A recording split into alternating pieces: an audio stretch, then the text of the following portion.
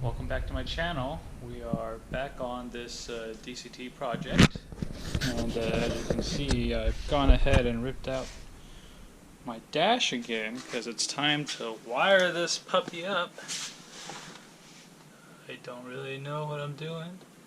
I have salvaged some wire from the donor car outside because I recently gutted all my wire and I want to make this very clean, so I pulled some wire out of the fuse block from the other car so I can put some of these wires back in so I can fuse the power going to this GCU.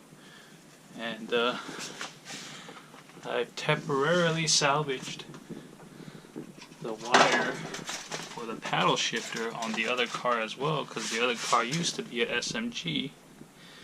So I can make sure this is all wired correctly before I go ahead and sabotage the wires on my car and cut it off forever.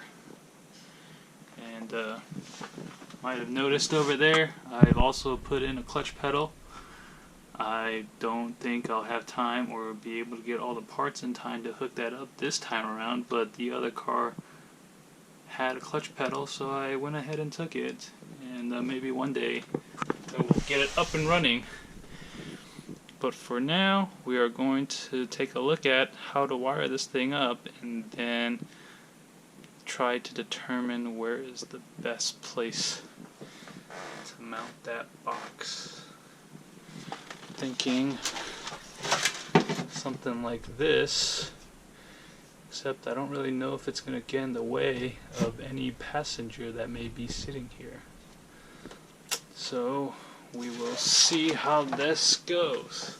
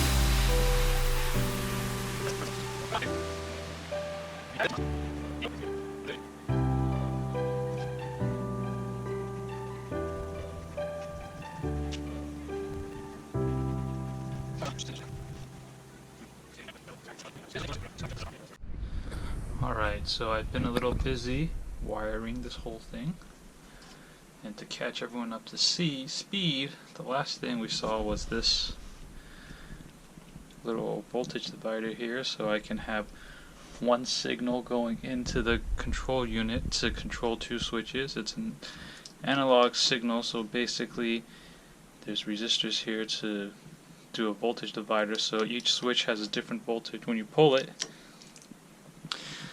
And yeah, that's basically it. And then I wired all the other stuff up, mostly power and ground, and two CAN buses. One CAN goes to the ECU that I've piggybacked here,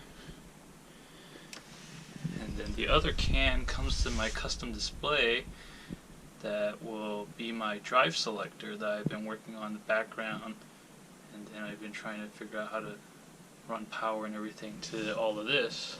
Though the next problem is downstairs, so if you follow me as I get off the lift.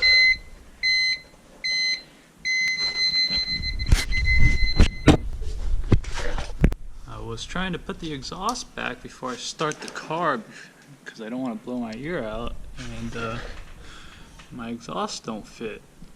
So while I ponder life and wait for a friend to bring his Beamer World exhaust to make sure it would fit here, I am gonna go and do some arts and crafts over here. That display I have needs a place to live. I've decided it will go where the stock radio used to go, somewhere right here. I spent my time at home and made a CAD drawing of what it should look like and how it would fit. Luckily I have this blank piece of carbon fiber here, so I'm gonna take my time and cut it to size and make it fit the display and trim over there. So here goes nothing.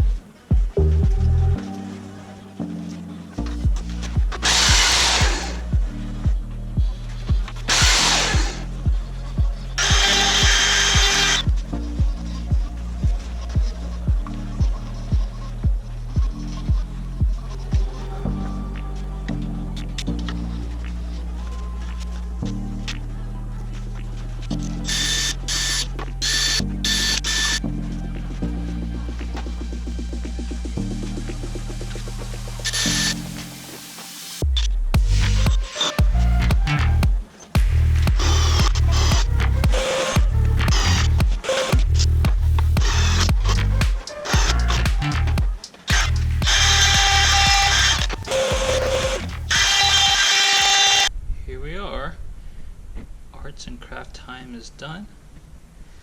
I think it could have been done a little better, but who cares? Race car, right? Maybe one day I will get it laser cut so it fits better, I suppose, or looks better. But on to the next problem, which is really the exhaust that doesn't fit. So I guess this is when I continue troubleshooting.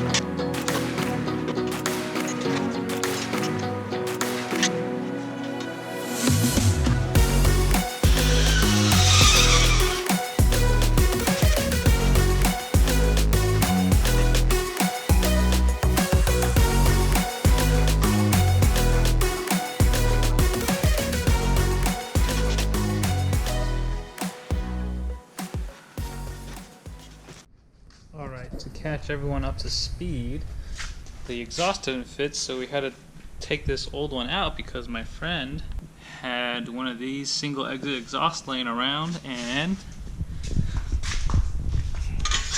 this totally fixes my problem with the fitment. As you can see, it totally misses the transmission and my tranny mount, except this connector right here does not fit because this bolts onto the OEM flange while I have a slip-on style. So luckily I have some spare tubing laying around from some other friends, and we're gonna have to try to make our own slip-on with this exhaust. Alright, got a little distracted and forgot to bring you guys along, but basically I got this welded up and I'm waiting for some bands to show up. But the next thing to do is, I guess, just fire it up and see what happens. So here goes nothing. It turns out I don't know enough about this SMG start interlock.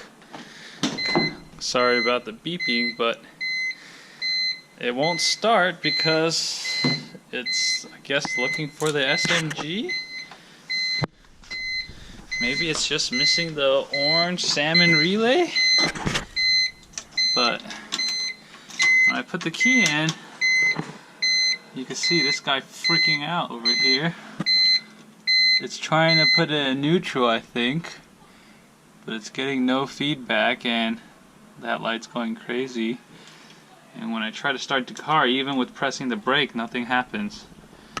So I'm going to try to put the salmon relay back, and if that doesn't work, I guess I'm going to have to flash this car to manual, but I have to go home and grab the cable because it's not here with me.